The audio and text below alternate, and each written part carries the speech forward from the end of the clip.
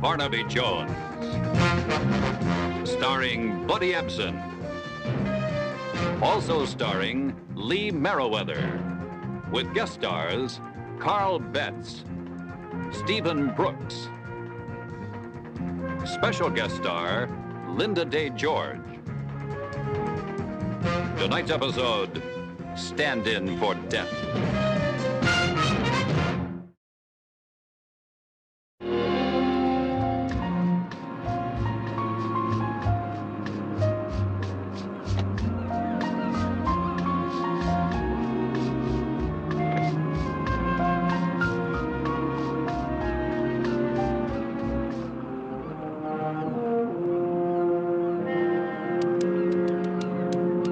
Thanks, Gary.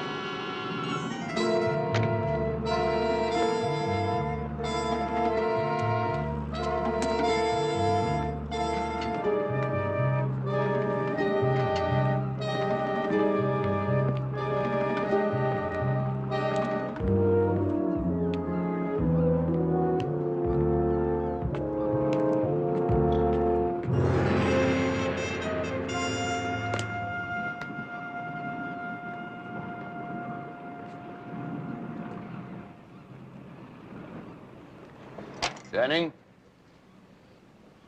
Hi. You know who I am? I'm afraid not. You looking for a charter? I'm Marshal Briggs. Ellie Briggs' husband. That just happens to be my wife you've been entertaining on this floating love nest. Look, Mr. Briggs, I hardly know your wife. Then it won't come as a crushing blow if I offer you $5,000 right now to leave her alone.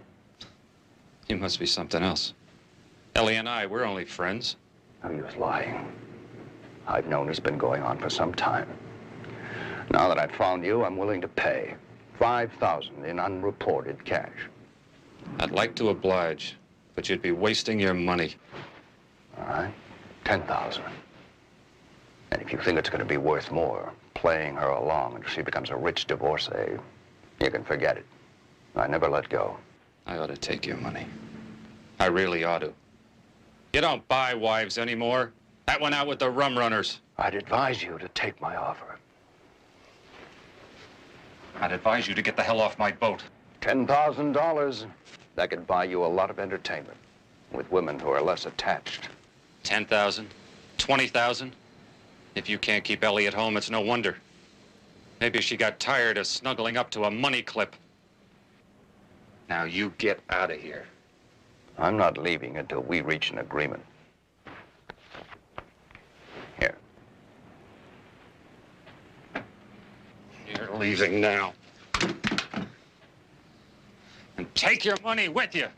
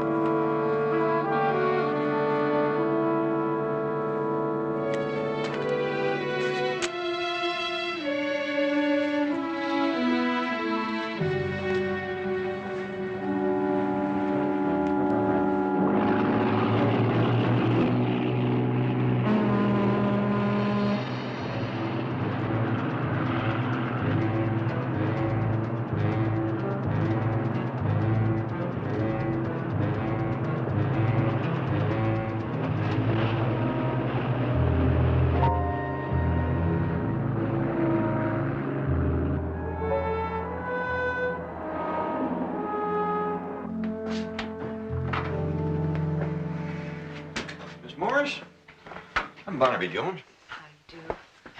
Excuse his appearance. He really was going on a fishing trip today. That's right. I just came in for my mail, and Betty told me about your brother being missing. Yes. Well, why don't you sit back down here, Miss Morris, and talk about that. Mrs. Morris. My brother is Gary Denning. Oh, Mrs. Morris. How long has your brother been missing? 2 days now. Normally, I wouldn't think anything of it. Gary lives down in that attractive boat of his, and sometimes he forgets to call me. Born bachelor, I guess you'd say. Well, even a bachelor has to be someplace. Maybe he just took off on his boat. No, his boat's in the slip. Somebody saw him take it out Tuesday afternoon. He came back that night, and nobody's seen him since.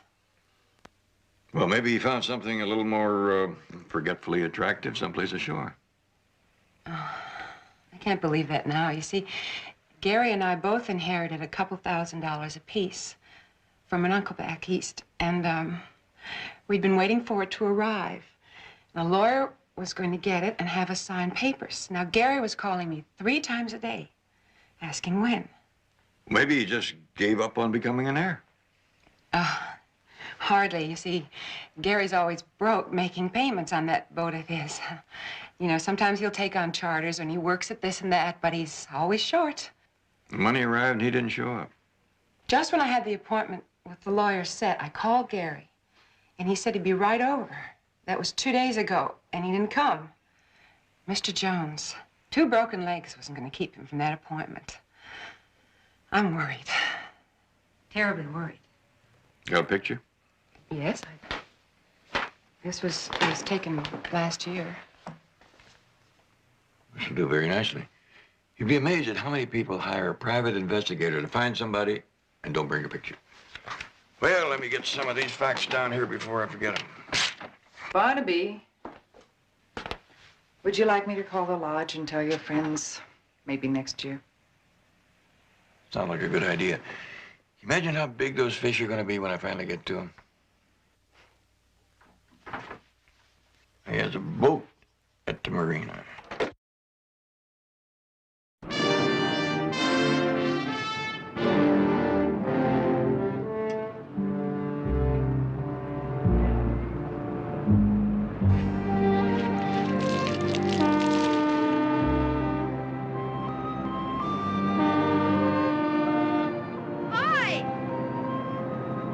Morning. Nice day.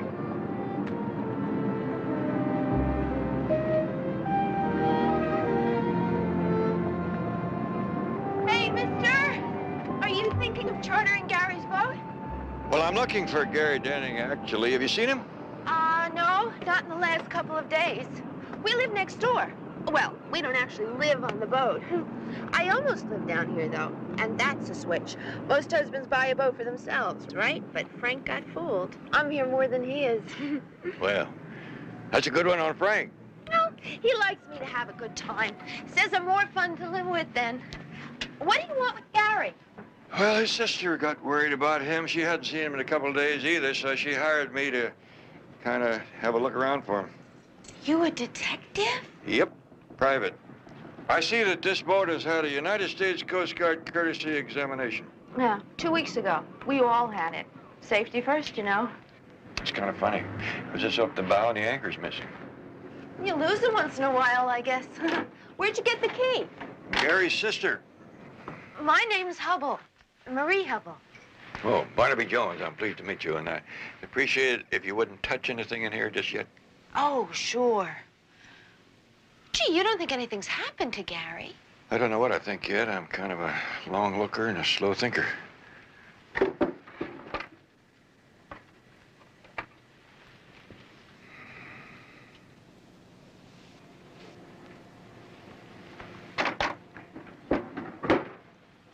Looks like Gary takes good care of his boat.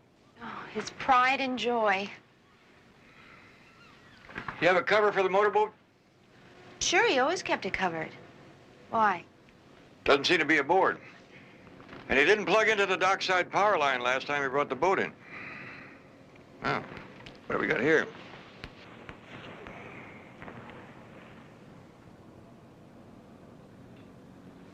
Looks like somebody lost part of their granny glasses. I don't think it'd do Granny much good, not prescription. And it doesn't look like a watch crystal.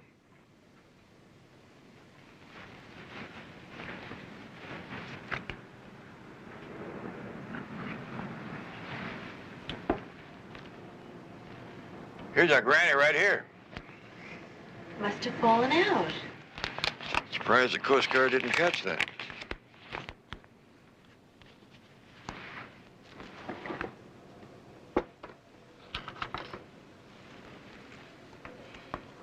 Gary have many girlfriends? A parade. Just part of the parade? I'll be. It's her. Girlfriend? No, I don't think so. I only remember seeing her once. When did you see her? 2 days ago. The last time I saw Gary.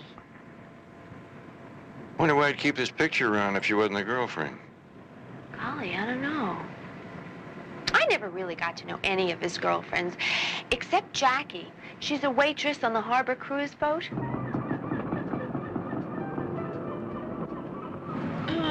No, I never saw her before at all.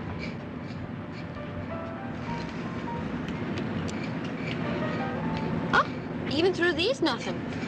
Oh, but I mean, Gary must have had a stable. I never fooled myself that I was his one and only. Jackie, you say you haven't seen Gary since you broke up with him. How long ago was that? Oh, we said so long and shook hands 3-4 months ago. I still like him. But I mean, a girl likes to feel it's going somewhere, you know? And with Gary, you didn't think it was? No. Oh, I could kick myself. You know something, Mr. Jones? I met this actor type a month later and married him, thinking I could quit this job. And then I find out that the only reason he married me was because I had a job. Too bad you don't come with a warranty. Then you could return them if they don't work. Ever play tennis with Gary? Nah. Well, he took me to that club to watch him play a couple of times. He's got great legs, Gary. You know, I never saw her there, but I have seen him. Friend of Gary's? No, he's what they call, the guy who gives the lessons, one in charge, Pro? Fix something or another. He had great legs, too.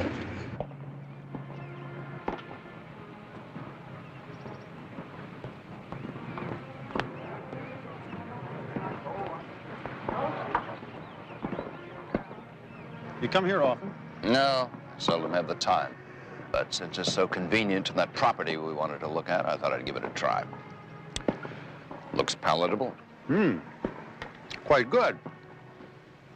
Why don't I have Louise look into this? She's been taking up tennis lately. Tell her to call Ellie. That's the reason I joined.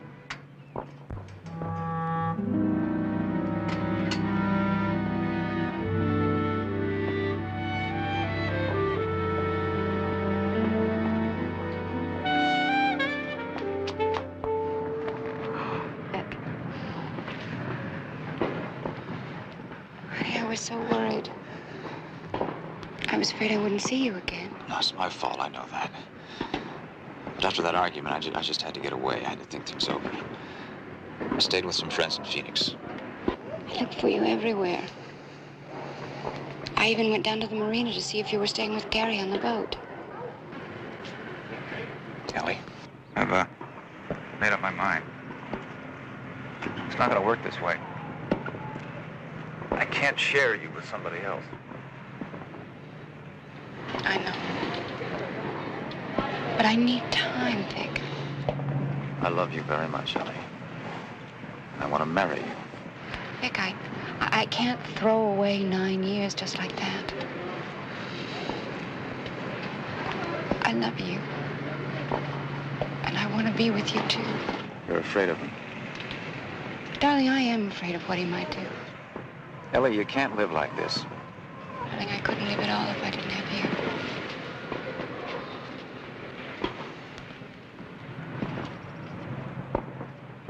you. Waiter.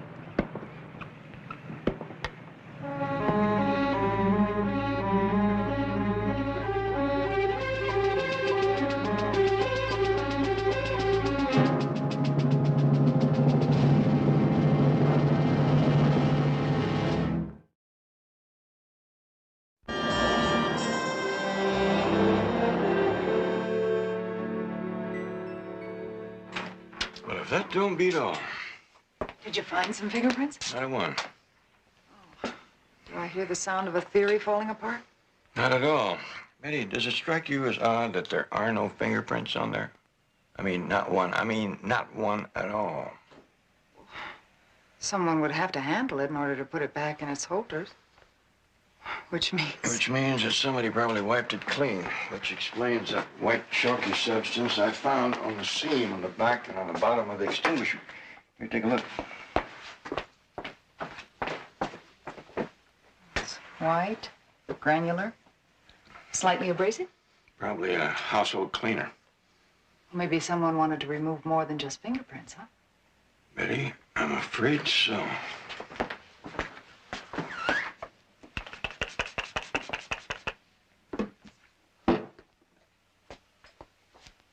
What's that? Solution of benzidine and hydrogen peroxide. Just a little bit applied to this dried alcohol. You'll bring out any trace of blood that's not even visible to the naked eye. It's sort of blue. That's the color it gets. It's blood, all right. No doubt in my mind that we are looking at a murder weapon. One that was applied with such force that it knocked the lens out of the pressure gauge. Do you think Gary Denning was murdered? I'd like to find just one chicken scratch of evidence which says he wasn't.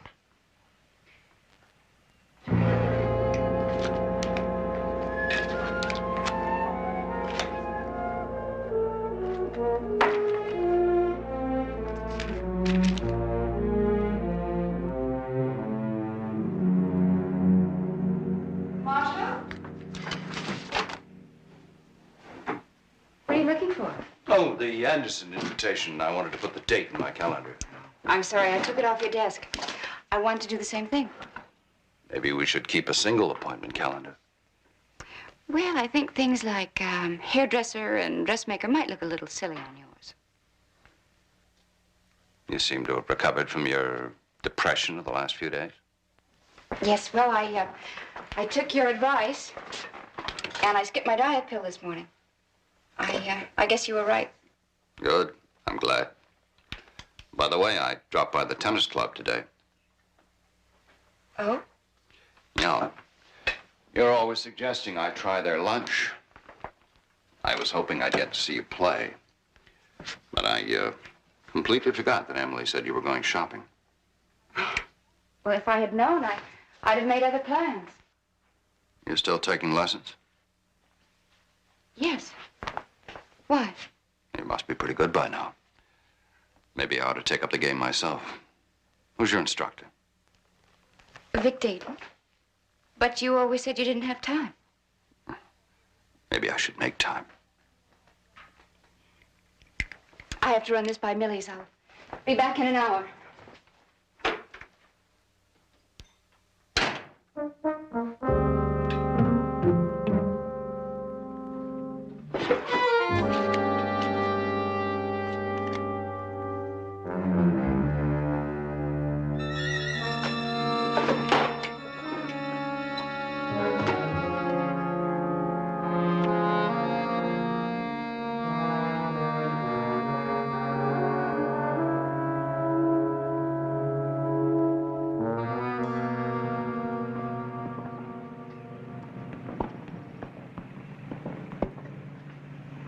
You know the lady? Sure, I know her. Why? Well, I'd kind of like to talk to her if I get her name and address. Well, I really don't think it's my place to just give out the names of members. You know, I just work here. Well, Mr. Dayton, I'm a private investigator. Gary Denning is missing. His sister hired me to find him. Now, I was told that this lady was one of the last people to see him. So I thought if I found you, I might find her, and then maybe I could figure out what happened to him. My work is very simple when you get right down to it, isn't it? Something happened to Gary? Well, nothing I'm sure of yet, but I thought if I talked to Mrs. Briggs, but I don't think she can help you, sir. Well, they seem to know each other very well in the picture. Oh, I teamed him up for mixed doubles a few times, that's all. But I really don't think she can help you, Mr. Jones. You have her address? Now, you're not going to make me strain these tired old eyes on the fine print in the phone book, are you? Pine Court. A big house with a gate, 169, I think. That's good. That's real good. What is? Well, I mean, you must have 500, 600 members. And you can remember all their addresses. Well, guess that's what makes a pro.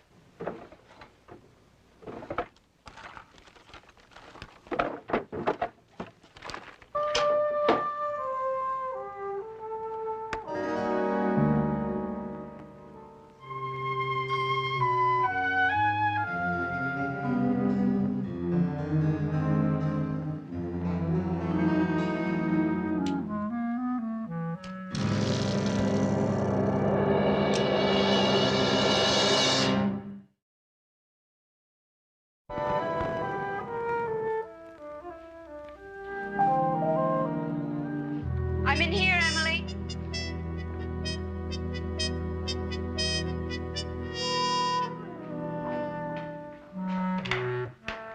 Yes, sir. Come in. Thank you. If you'll follow me, please.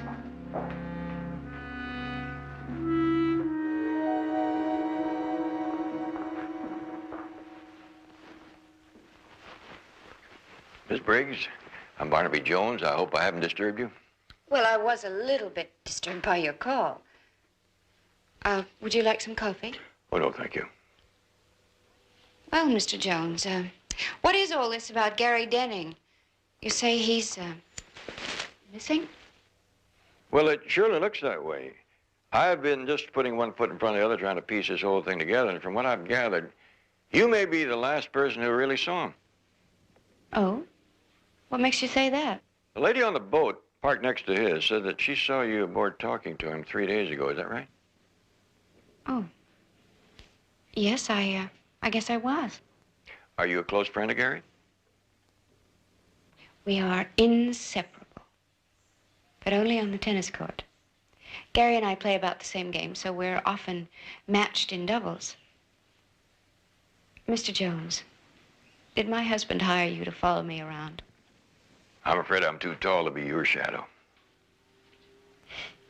I was just wondering. Won't you sit down? Thank you. Do you visit Gary often on his boat? Well, no. As a matter of fact, I didn't even know where it was until the other day. Well, I checks out with a man down the office at the marina, said he had difficulty finding it. Yes, well, I was down by the marina shopping, and Gary had always said if I was in the area to stop in and we'd play a couple of sets of tennis. Why didn't you? Well, he couldn't. He said something about a lawyer. He had to see his sister. He never showed up. You always carry your tennis clothes around with you in your car, Mrs. Briggs? Really, Mr. Jones, I'm beginning to feel like I'm being cross-examined. Who's cross-examining you, dear? Mr. Jones, this is my husband, Marshall Briggs. Mr. Jones is a private investigator. How do you do, Mr. Briggs? What did you do? Back into somebody's fender with your car? Definitely not guilty. Just a few routine questions, Mr. Briggs. I've been hired to find out what happened to Gary Denning, and I thought it might be helpful to have a talk with your wife. Oh? You've been running a missing persons bureau in my absence? Well, if she has, I'm sure it's doomed to failure because she hasn't been too much help. But I'm going to give you one more chance. If you should happen to find out anything about Gary, even around the tennis court, would you call me? Sure. Thank you. A pleasure, Mr. Briggs.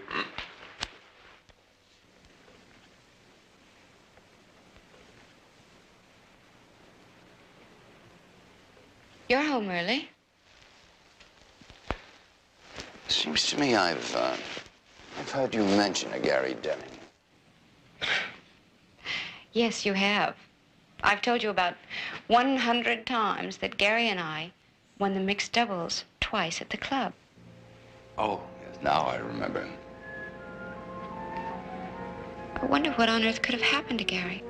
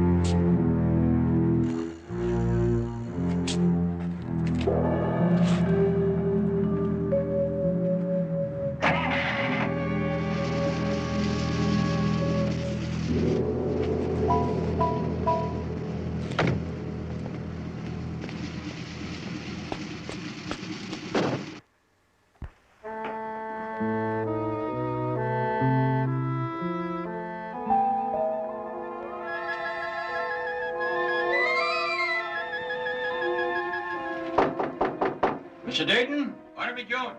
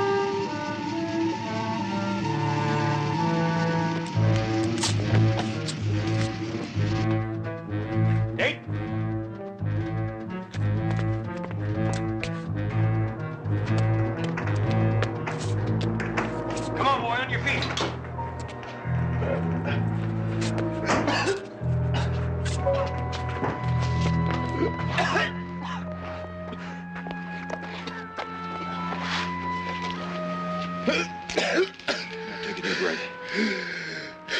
More. Jones. Never mind. Just breathe. You can tell me about it later. I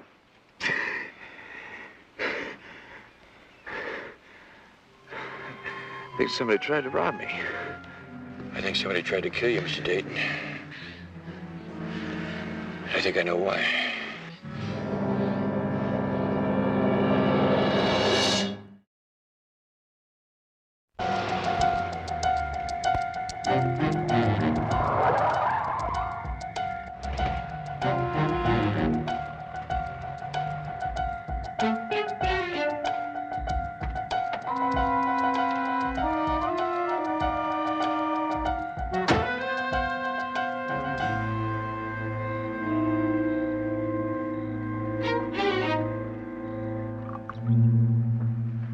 Here.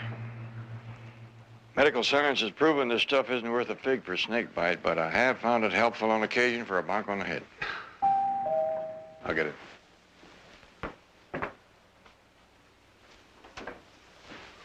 Good evening, Miss Briggs. Vic didn't say he had company. I'm not exactly company. I asked him to call you. Won't you come in? Thank you.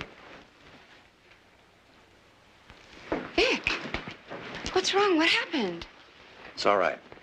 It's okay, honey. It's all right, Miss Briggs. You don't have to do around it anymore. Mr. Dayton has told me all about you, too.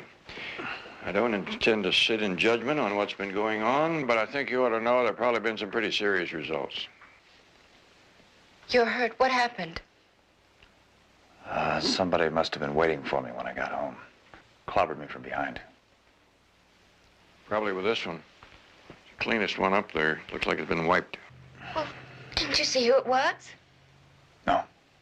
He even took a shot at me as he was leaving. Whoever it was wanted Dayton dead. He dragged him out to the car, started the engine, and tried to make it look like suicide, I guess. He tried to kill you, Vic? Yeah. A lot of unnecessary trouble to go to for just a burglar. Mr. Dayton said the only thing missing was a cigarette lighter. It's yours. The tiger's eye.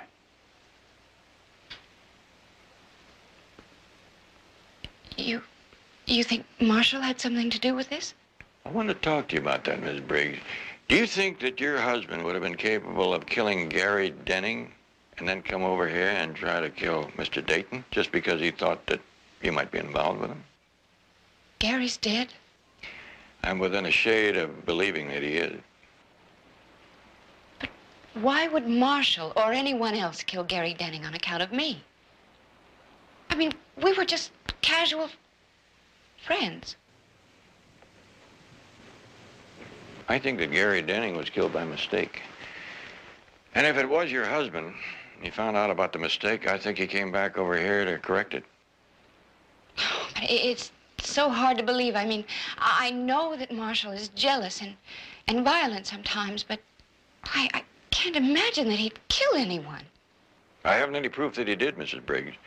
None that's worth more than a nickel in a dime store, at least. But I just can't seem to put my finger on anybody else in the whole state of California who would want both these men friends of yours dead. She can't go back home. I won't let her. Maybe she won't have to.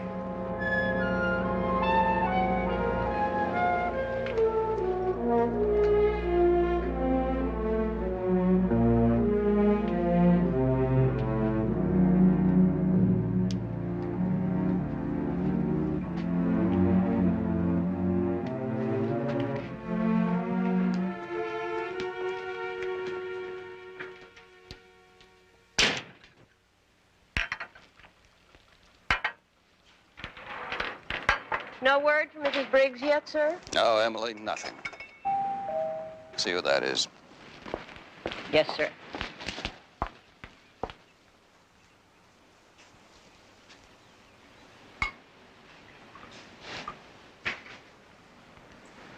Mr. Briggs? You always drop by unexpectedly, Jones. I'm sorry, Mr. Briggs. I was hoping to see your wife. She's not here. You know where I could find her? It's rather important. Afraid not. What's so very important? Well, that's something I'd rather discuss with your wife. You come marching in here with the sun hardly up, demanding to see my wife on a very important matter. Now, I'd like to know what it's all about. My wife and I don't keep secrets from each other. Well, that's something that's open to question. I don't enjoy cat and mouse. Now, what is it, Jones? Your wife has been seeing another man. I don't believe it. It's a fact. Fact is, she's been seeing the tennis pro at your club, Vic Dayton, for some time. Fact is, Gary Denning found out about it. I think it's a fact that he has been blackmailing them. Blackmailing? Yes, I dropped in at Dayton's last night, luckily for him, because some burglar had attacked him and left him for dead. While he was coming to, I had a chance to snoop around. I found 4 canceled $1,000 checks written by Dayton, made out to Denning. Denning was a blackmailer. I think Dayton got tired of paying off, paid a visit to Denning on the boat, killed him, took him to sea, got rid of him. Do you have any proof of this? I have the canceled checks in my office.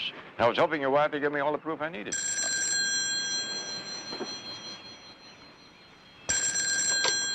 Hello. It's your office.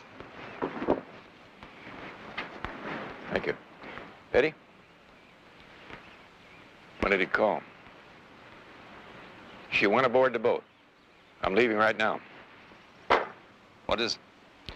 I'm afraid your wife is about to supply me with all the answers I needed, Mr. Briggs. I had a man at the marina keep an eye on Gary's boat. He just called my office and said your wife just went aboard. My wife? The only reason a murderer returns to the scene of the crime is to find that one little clue they always overlook. Excuse me, Mr. Briggs.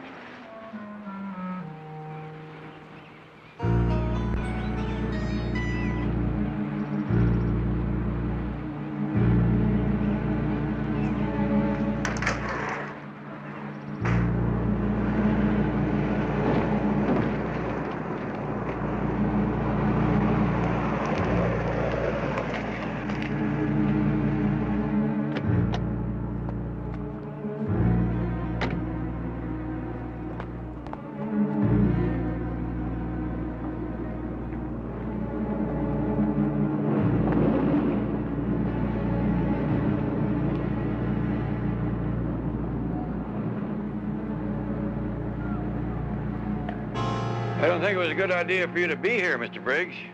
Where's my wife? She's gone. She saw my man watching her, and I guess she got scared and took off, so you've come all this way for nothing. Did you find anything? I'm about to go over the whole cabin with a reagent. Reagent? Yeah, that's a solution of benzidine and hydrogen peroxide. What'll that prove? Don't touch anything, Mr. Briggs. Fingerprints could be important. This spray will bring out the faintest trace of blood, not even visible to the naked eye, like magic. What makes you think Denning was killed here on the boat? Well, I noticed the bow anchor was missing. And then the canvas boat cover. So I figured somebody got rid of a body, all wrapped and weighted. Or else there are a lot of light-fingered people around here. Well, yeah, unless I find a murder weapon. You're saying Denning was shot? No, somebody would hear that. Well, what do we got here? What is it? Like some kind of a lens.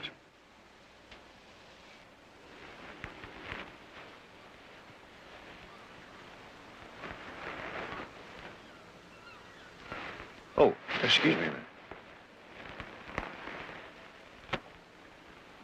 Mr. Briggs, I think we found our murder weapon. Force of the blow must have knocked this lens right out.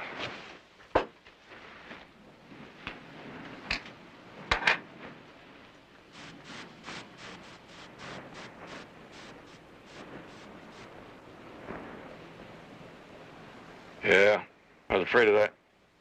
What? Wiped clean. Residue looks like it was a household cleanser. You missed one little place up here at the top. Well, what do you know?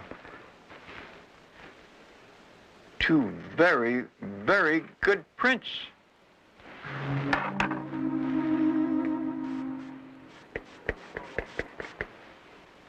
Blood. Blood and fingerprints. And the lab will tell me whose blood, whose prints.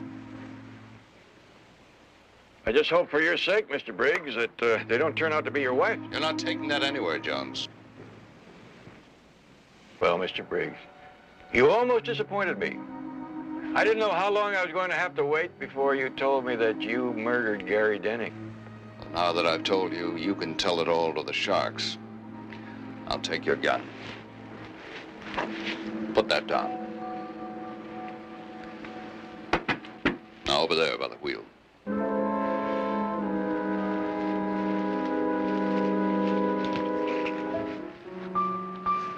Now start this thing up. Mr. Briggs, I'm afraid this just isn't your day for boating. I forgot to tell you I came down earlier and disconnected the starter. Just in case the police didn't show up on time. Speaking of the police...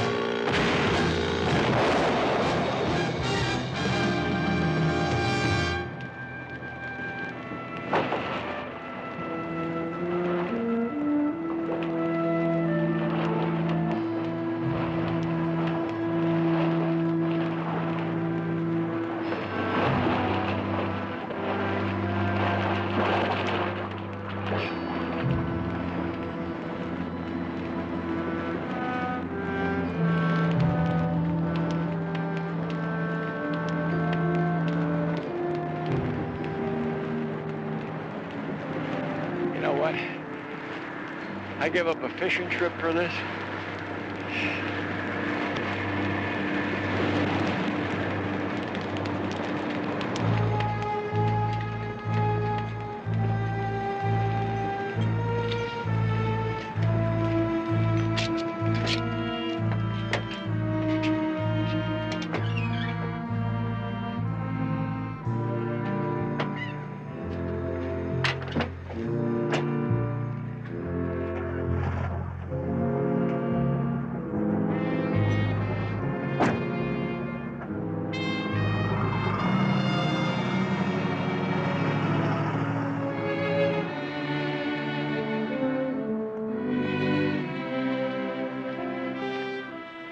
I had to trick him.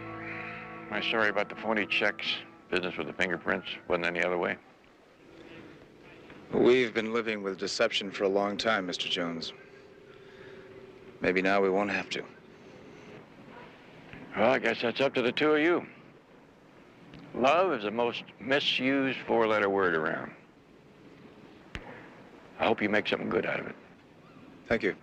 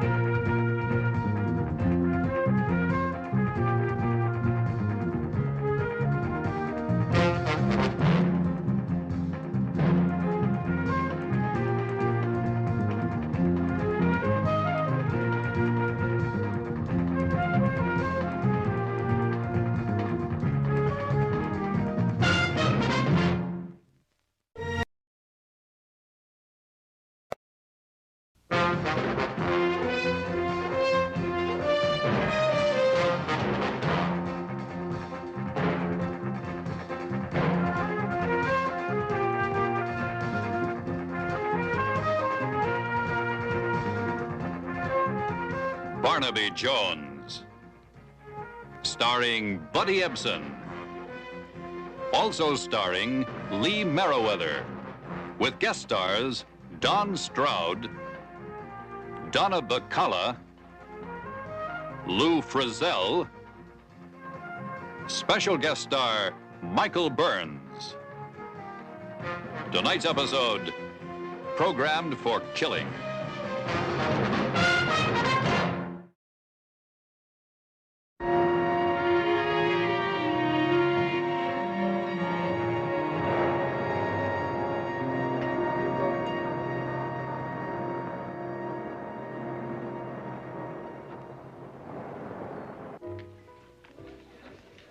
What a wonderful surprise. Well, that's what birthdays are for. Surprises. Candlelight, fine food. Special time for a special lady. I don't know when I've ever been so happy. Compliments of the house, Miss Kelsall. I gotta stay in there tight with your father, right? Up-and-coming salesman like me can't be too careful with the boss's daughter, right? You don't have to be careful with me. I'm sold. Fantastic. A satisfied customer. And now for a very special gift. Oh! What? I left it in the car. Well, go and get it. Don't go. Mm-mm.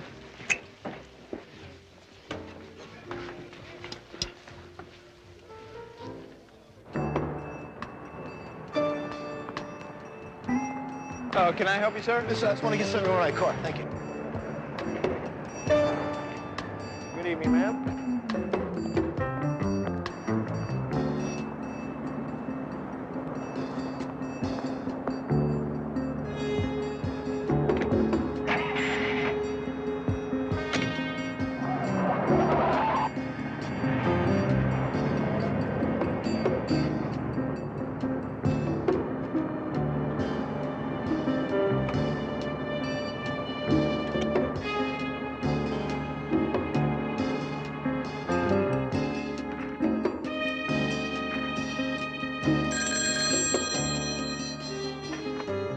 Hello. Hello, Mr. Kelso? Chuck, where the devil you been? You were supposed to be here 20 minutes ago. Yes, sir. That's why I'm calling. I've been held up. Look, Summers, I don't want excuses. I want you down here now. You've got some tall explaining to do. I don't understand, sir. Oh, you don't? Well, I'll give you a choice. You can come down here now, or you can talk to the police, whichever you like. Yes, sir. I'll be right there. Are you in the supervisor's office? Yes. I'll wait for you here. I'll be right there, sir.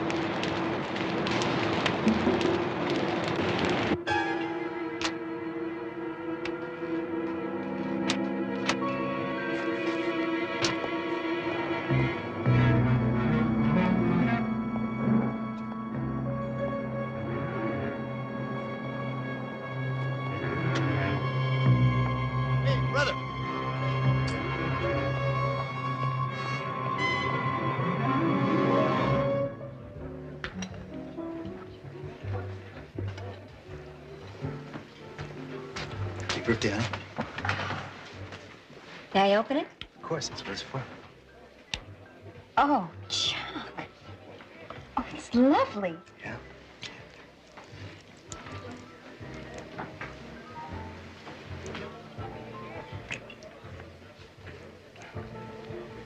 I understand it happened on your birthday.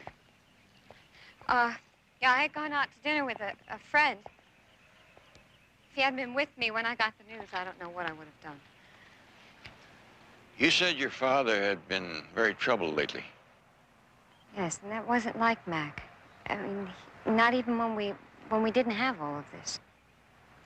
Did he ever say what was bothering him? Only that he had felt betrayed. That someone was knifing him in the back. Did he have any enemies? I've never known him to do an unkind thing in his life. He always said he was still just a day laborer at heart. My father was a very good man, Mr. Jones. Sometimes even a good man has enemies he doesn't know anything about. That's what has me worried. Of course, the police report said it was an accident, malfunction of equipment. Believe me, I sincerely hope it was. But if it wasn't, I must know. You have every right to know.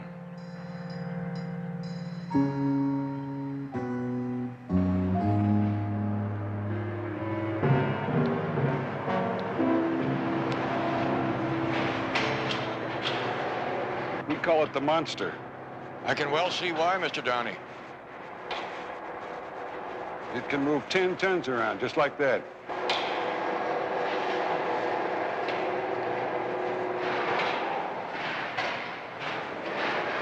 Miss Kelso says that her father seemed troubled lately. Oh, Mac was worried, all right.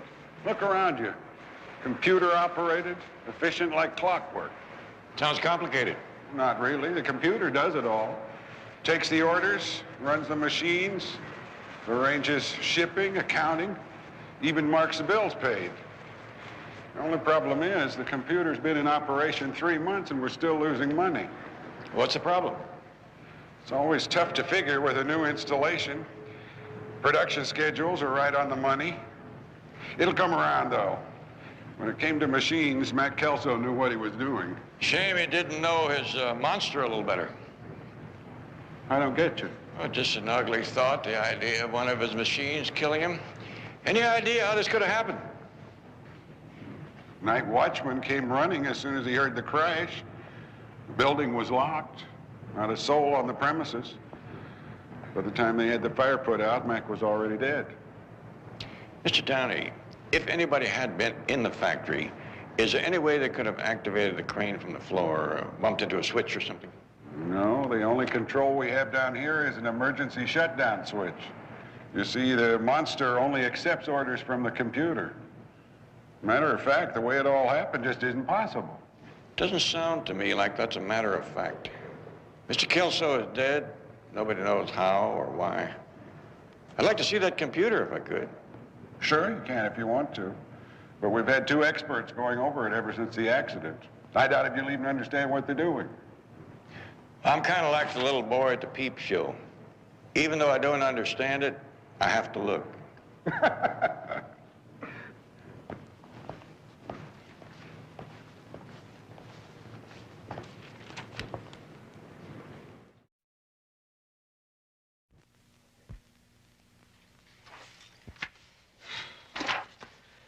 I've been through these circuits 3 times. If there's a short here, I can't find it. You could use a break. Why don't you get some coffee? Yeah. You want some? No, thank you.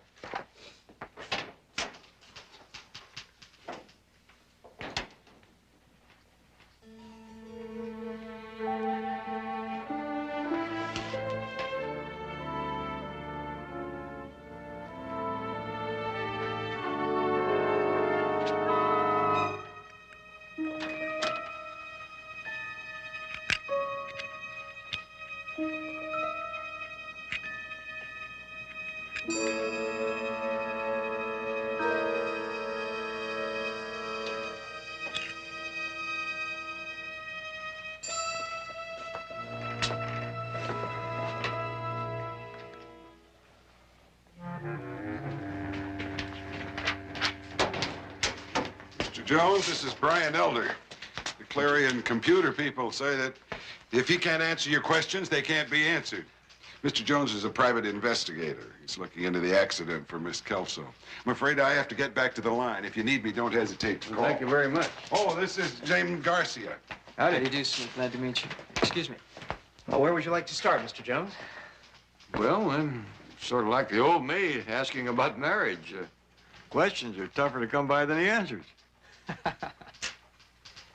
This one box runs the whole plant.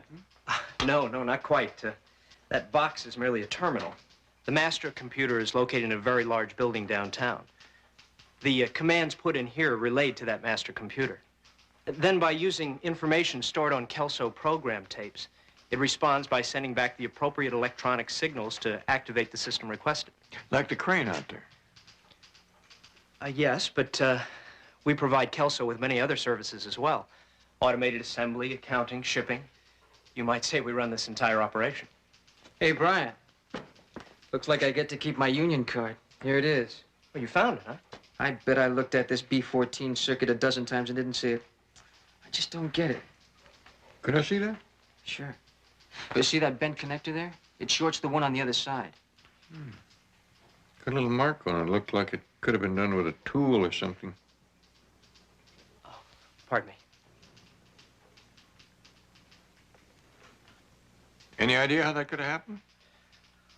I'm afraid our lab people have to make that determination.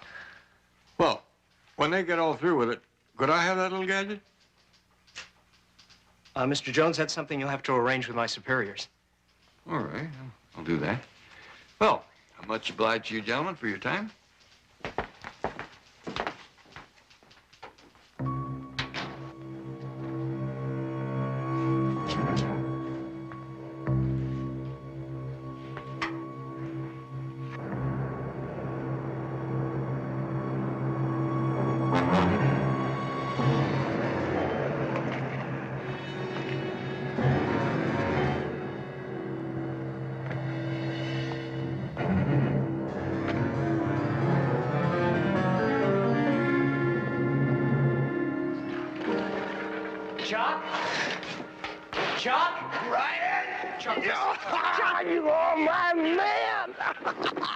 Hey, I heard how they discovered that flaw in the terminal. You handled it beautifully. And you also heard about Jones, the private detective your girlfriend hired?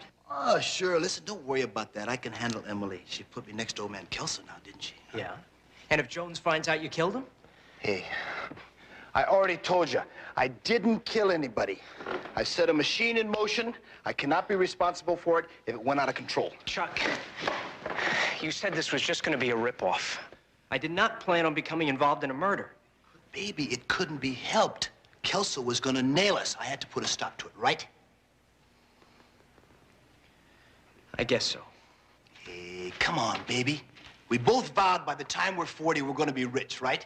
Now, you have a few years leeway on me, but you don't want to see old Chucky boy in his dotage before I have a chance to put my feet up on the veranda in Mallorca. Now, do you?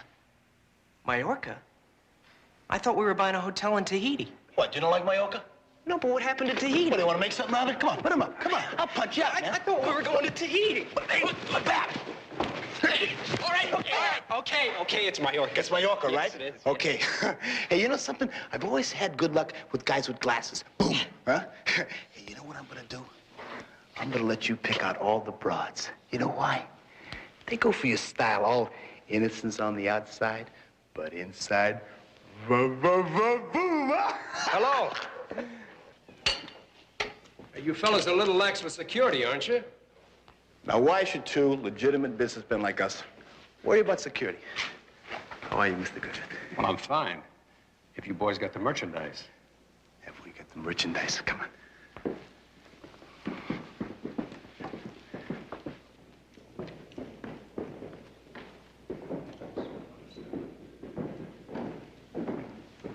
Impressed.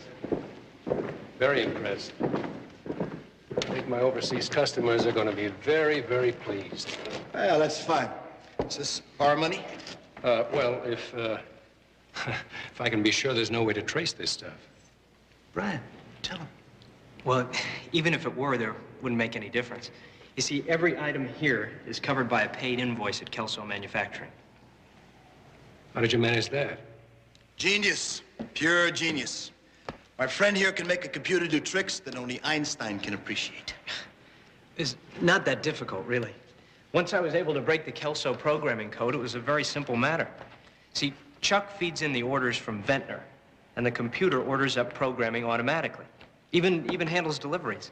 Yeah, with the help of a little gadget that my modest friend here built. But the most important thing is that the computer is signaled to recognize our bills as paid and print out accordingly.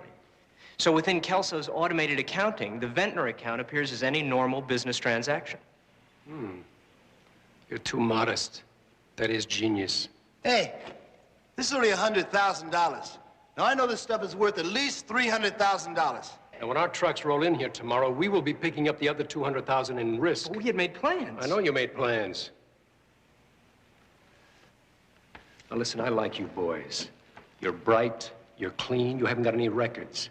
And you got a whole new angle here. Now, do you want to make some real money? I'm talking about $500,000. Sure. Then you bring me electrical components. All kinds, any kind, I don't care. That market is wide open. We'll do it. You can depend on us. Chuck, I don't know. Doesn't your computer handle Burleson Electronics? Yes, but it's an entirely different programming code. Brian, I know you can break that code. We'll open up a new warehouse, a new company. It'll run as smooth as silk. Yeah, you got yourself a deal. Good.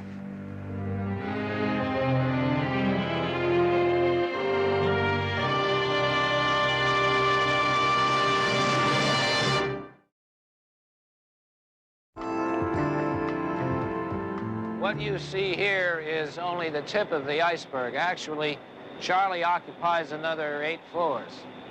Charlie? C for Clarion, C for Charlie. Very impressive. Have you figured out yet how Charlie activated the crane out at Kelso Manufacturing? Well, our lab people are still looking at that terminal connector, but while it's possible that it was the culprit, I'd bet against it. Dr. Lincoln, is there any other way it could have been done? Well, it's a baffler. It would require access to the computer. That means that somebody would have to have the specific binary code for the Kelso program. Now, hold on, I can't make heads or tails out of that. Well, that's exactly what it is. Heads or tails in an infinite series of sequences. Here, let me show you.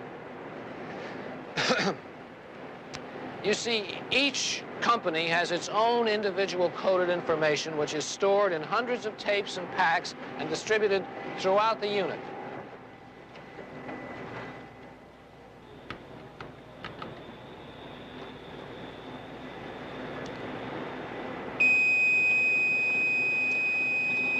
I would send a Greyhound running for cover.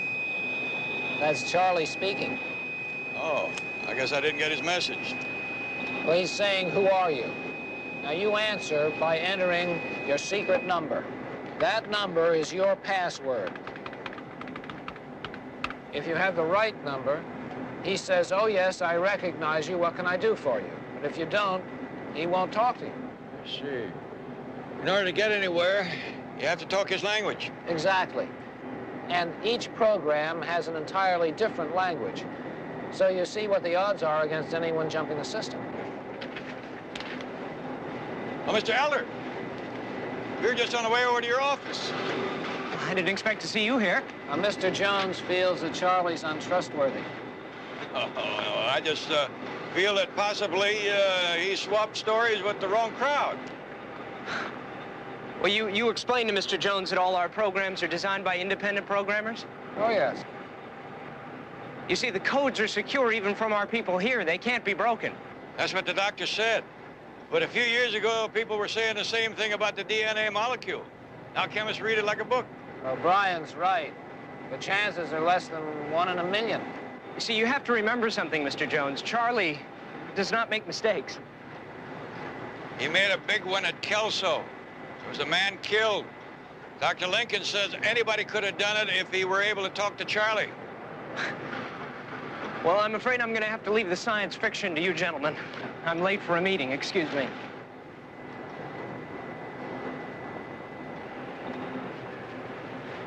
Seems like a bright young man. He's the best math mind that ever graduated from Grover Institute. You suppose he could decipher one of those programs if he had to? Maybe with time. I know if we had to do it, he's the man I'd put on it. Have you any idea what he was doing the night Kelso died? Is that a detective's question? It's my line of business. Well, Mr. Jones, I'm happy to tell you that Ryan was having dinner that evening with me and my wife. He's a fine young man. I'm sure he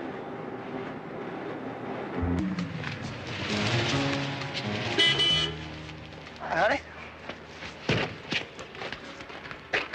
How you doing? I just got your call. Why didn't you tell me you were leaving? Oh, I'm sorry, honey, but I've been talking to the Burleson people for a long time now. When the opportunity came up, I grabbed it. It's a big step forward. But you didn't have to leave. I would have spoken to someone here. Hey, that's not my style. When I come to you, I want to be on my own 2 feet. What would this mean to us? Honey, I'm changing jobs, not my life. You know what I mean? I'm sorry, darling. Bye.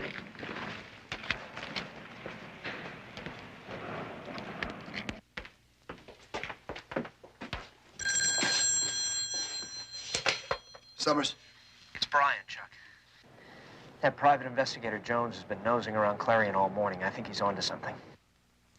Hold on a second.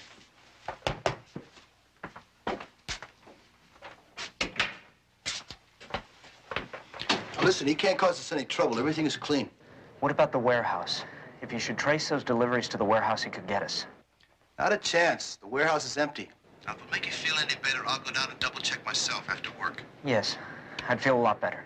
Now, just relax. I want you to concentrate on breaking the Burleson Code. Everything there is go. Go, go, go. All the way to Mallorca, right?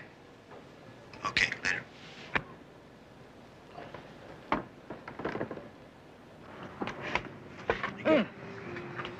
Your hunch was right. There were discrepancies between Kelso's deposits and their paid accounts. That's what I thought. That's the only way they could have been losing money. How many companies involved? Only one, Ventnor Machinery, but they made purchases of over $300,000. What I don't understand is how the computer indicated that their bills were paid. Was there an address on those deliveries? I'm sorry, I didn't have enough time to find out. Shipping should have it. I better check into that. I thought you were going to buy me lunch. Take it out of petty cash. Alone again.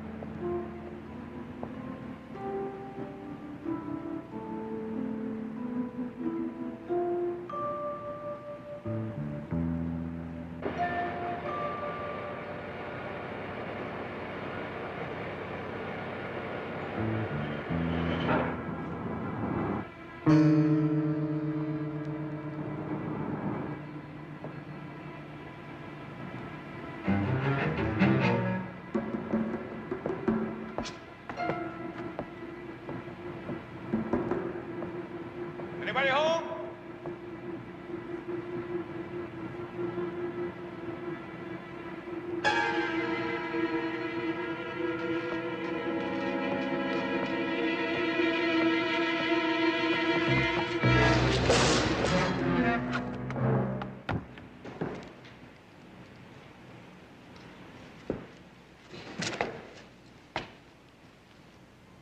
All right, whoever's up there, come out where I can see you.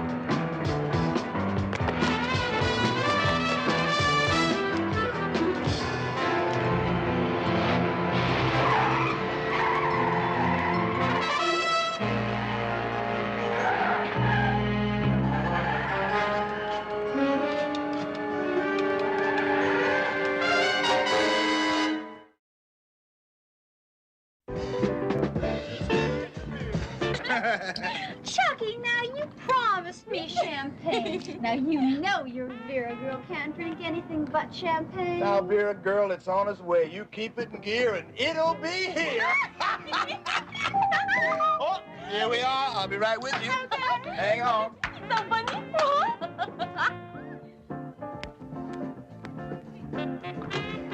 Come in, come in. I've been worried about you. Listen, did you break the Burleson code? Yeah, I got it right here. Okay, fine. We're right on schedule. I've opened up the new warehouse. You know where we are now? Stonehurst Industries. All right. Yeah, now wait till you meet the girls. You're gonna love them. Hi. Hello. All right. Now I want you to meet a very good friend of mine, Vera Alice. I want you to meet the genius Brian. How are you? Oh, gee, cute. Didn't I tell you? Now you take real good care of my man here, huh? Vera and I are gonna go get some ice, and I'm gonna fix you up a little drink. You've got plenty of ice. Honey, we defrost the icebox, huh? Well, but you don't... I don't want to hear about it. No, please. Put me down, silly. Put me down, silly. Put me down. Excuse me. Well, that Chucky's sure card, ain't he? Yes, he's very good with people. You're kind of shy, ain't you? No. Well, yes, I guess I am a little bit. You don't need to be. I mean, not around me. Ooh. I mean, there's nothing I like better than a good party. You know what I mean? Yes, that's very nice. You bet it is. Listen, you want to dance? No, I don't think so, thank you. I bet you don't know how to dance, do you? I'll teach you how to dance. I'll bet Prude Alice can teach you how to do a lot of things. Come on, dance with me. Come on. No, thank you. Come on, have a dance. No. Come on, it's fun. Please. Come on, dance Please. with me. Come on and Please. dance. I love to dance. Please, I don't want to. Well, what's the matter with you anyways? You think you're special or something? Look, I'm sorry, okay? I'm very sorry. Well, now, how you kids getting along, huh? I'll bet you're having fun. Your friend here's playing awfully hard to get. Where'd you find him anyway? Under a rock? Chuck, I need to talk to you. Honey, our friend here's been under a tremendous strain. Alice, come on, baby. Take us out by the pool. I'll be right out. Everything will be cool. Have a drink, okay? Everything's cool. Come on, have a drink. Hey, what is it with you? Alice is a very sharp chick. I can't talk to her. I don't know. I don't know. She's just... I thought we were risking our necks for something different, that's all. What do you want, Madam Curry in the middle of what we got going? If I could just talk to her, it'd be different. Oh, champagne's here.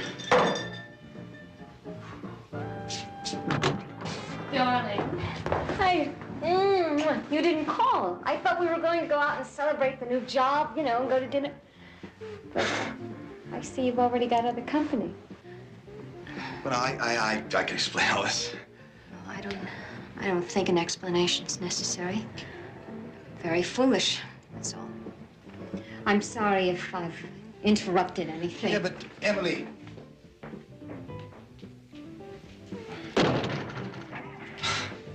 Oh, well, it's better this way anyway. It just clears the air. She was no use to us anyway, right? Hey, boom. I think I'd better go. Oh, Brian, what? The party's just getting started. Not tonight. What about the coat? Huh?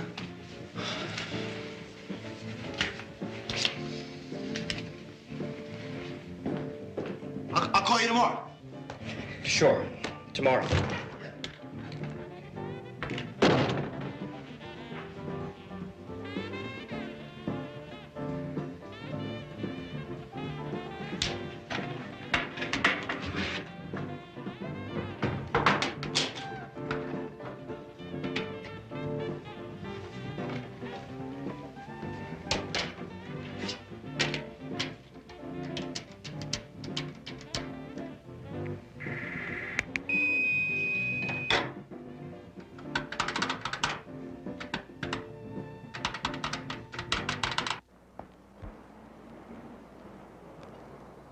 Ventnor Machinery?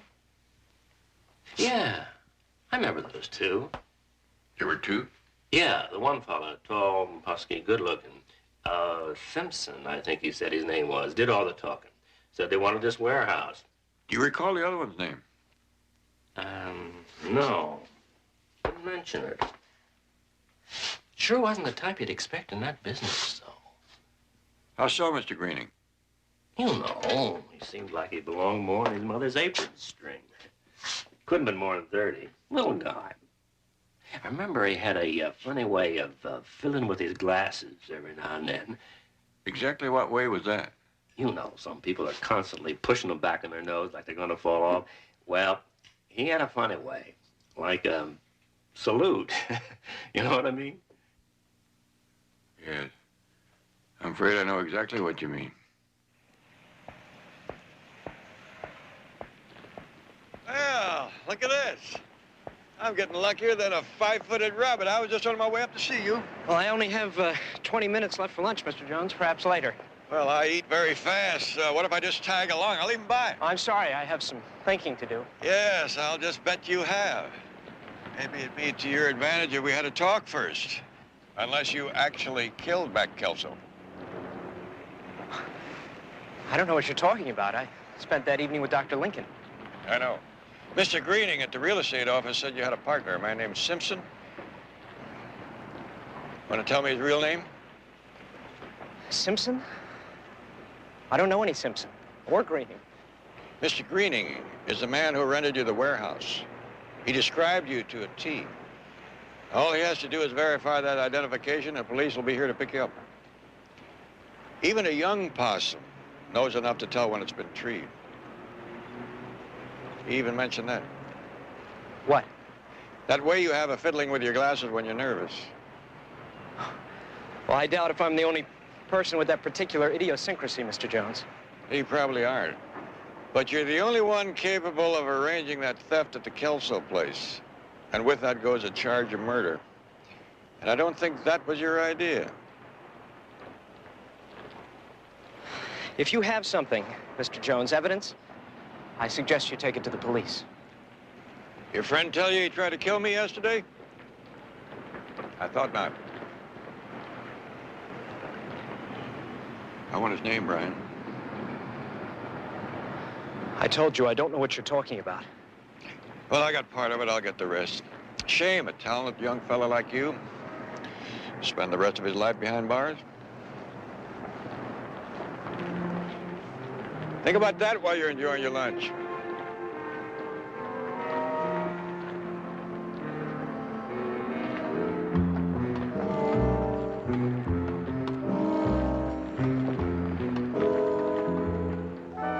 Sit down, I'll make you a drink. Why didn't you tell me you tried to kill Barnaby Jones? Who told you that? He did. He's got us, Chuck. He knows about everything. He talked to that man who rented us the warehouse, Mr. Greening. Did he mention me? No, not by name.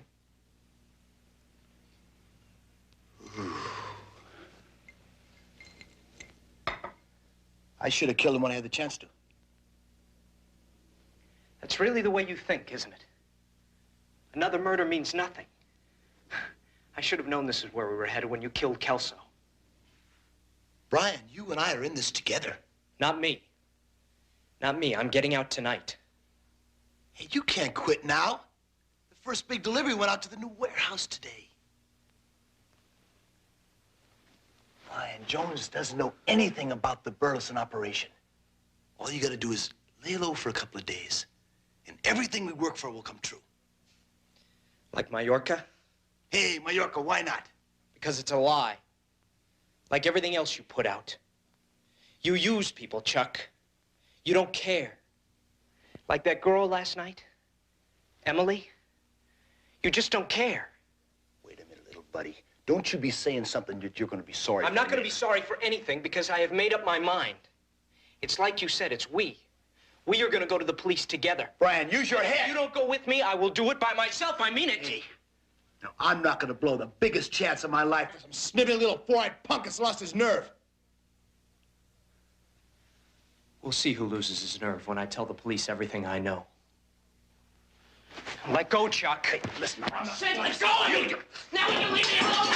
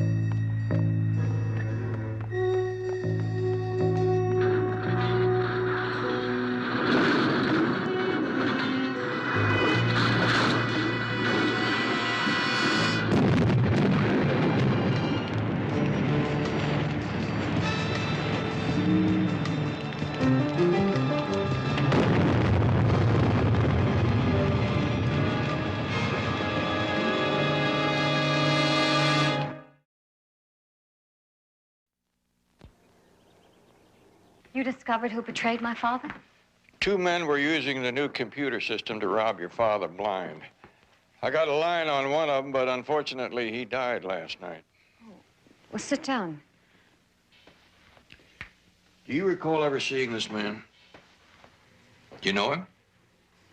I've seen him Where? with Chuck. Chuck? Chuck Summers. He used to work for my father. But he couldn't have had anything to do with Mac's death. They were the best of friends. Besides, he was with me that night. It was the night of the birthday supper. Yes. Did he leave you at any time during that evening? No. Oh, wait, yes, he did. He went to the car to get my gift. But that couldn't have taken more than 5 minutes. Where can I find Chuck Summers? Well, we've broken up, and he no longer works for the company. He's at Burleson Electronics now. You have a picture of him? Yes, I do.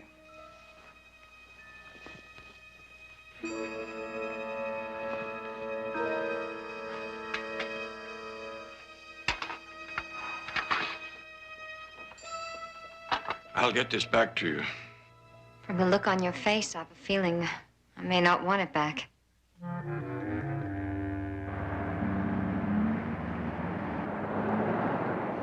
Yeah, I remember this dude. Think back. Did you see him last Tuesday about 8 o'clock?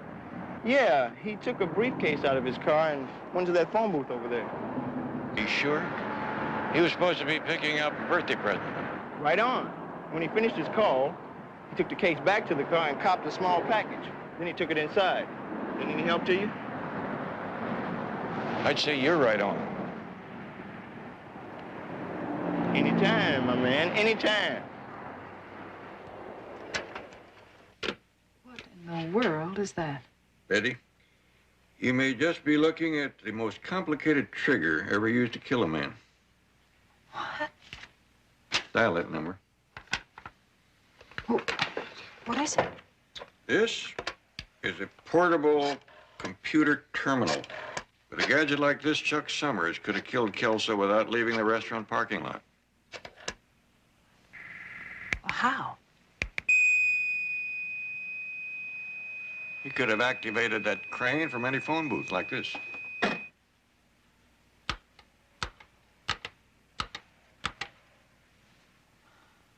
Then it wasn't a short found in the computer terminal.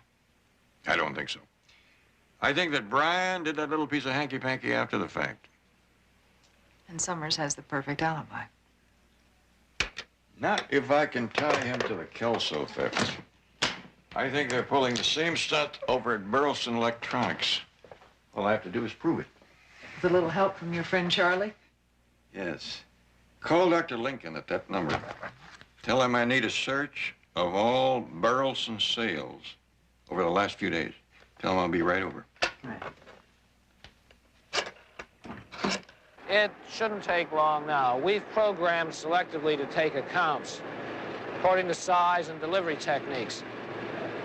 We've encoded our invoice payments directly from the deposit account records. Should have your baby any second.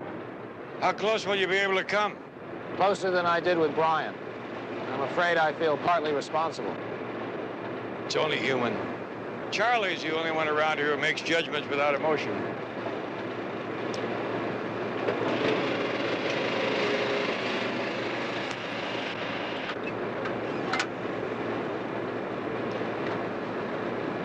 Thank you.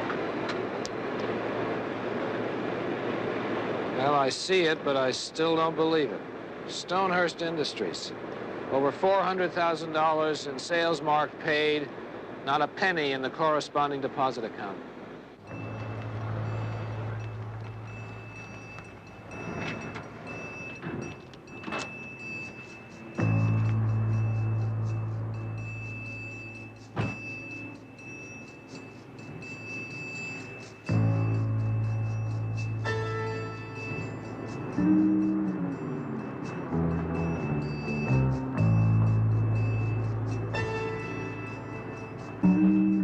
That's terrific. Really terrific. I'm very proud of you, Chuck. Now, this is the way to do business. I must say, this time you boys really outdid yourselves. Hey, let's cut the talk. Now, if you're satisfied, I'll take the bread. Sure. Remember, there's a lot more where that came from. Mr. Griffith, I'm sorry, but this will be the last shipment. What are you talking about? That's right. Now, listen, I told you, I like you boys. Why, this is chicken feed compared to what it can be. Summers?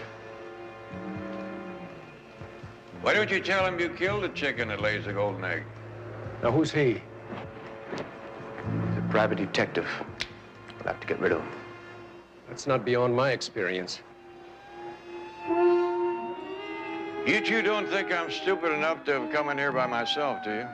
Get out! Get out, Chuck! Get out!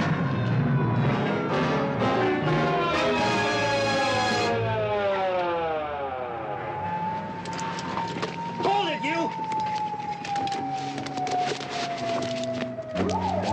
Where's Joe? He's inside.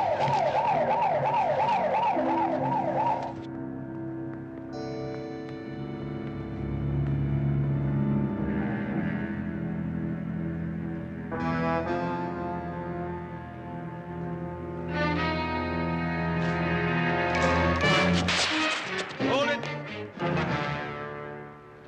Put it down, son. I rarely miss at this distance.